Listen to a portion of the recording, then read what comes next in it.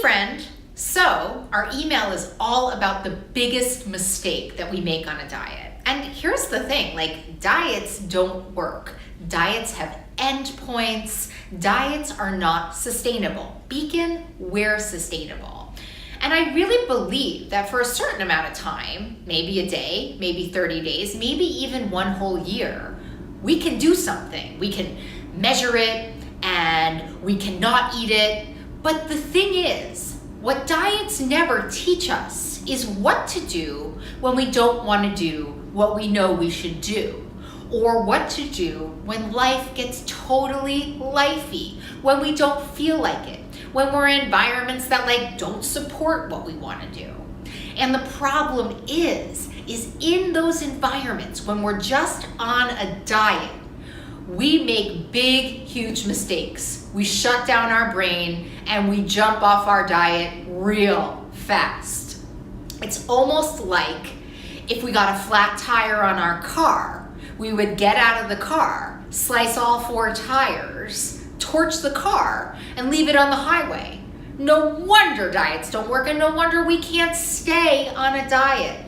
And the difference between a diet and a lifestyle, which is what we're going to teach you at Beacon, is really a change in how you picture this whole thing. And what we need you to start to picture this whole thing is a relationship, because you are in a relationship with food, whether you like it or not. You just get to decide what kind of relationship you want to be in. Right now, most of you are a chronic cheater, on the diet, off the diet, on the diet, off the diet.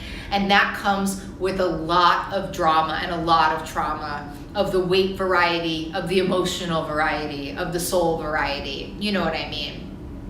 So we have a skill here that we like to call the anti-perfection plan, because that's what the problem is. We don't know what to do other than be perfect. So we're on our diet being perfect, or we're off our diet slicing the tires. It's a real dilemma.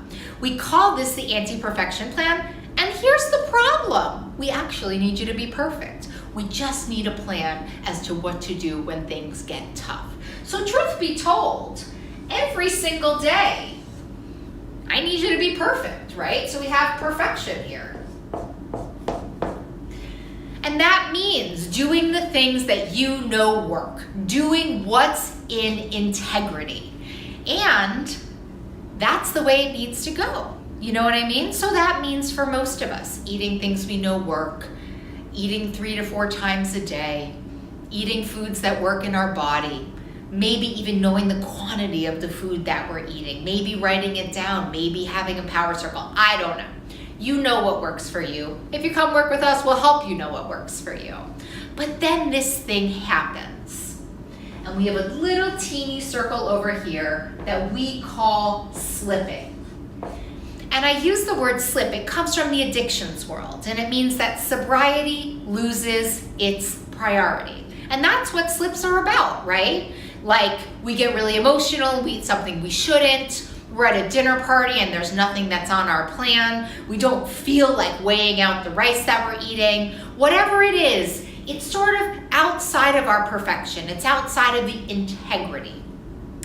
And what we need to start to do is understand that the process of sustainability with our food and weight issues is really about surfing these 2 circles. They're about surfing these 2 circles. And the problem is that this really can only be about 15% of the time, right? And this needs to be 85% of the time.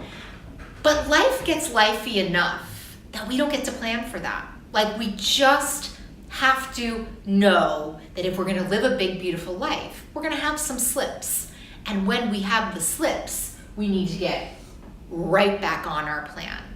And so a lot of what goes wrong is that we don't behave in our relationship with food the same way that we do in other relationships that work.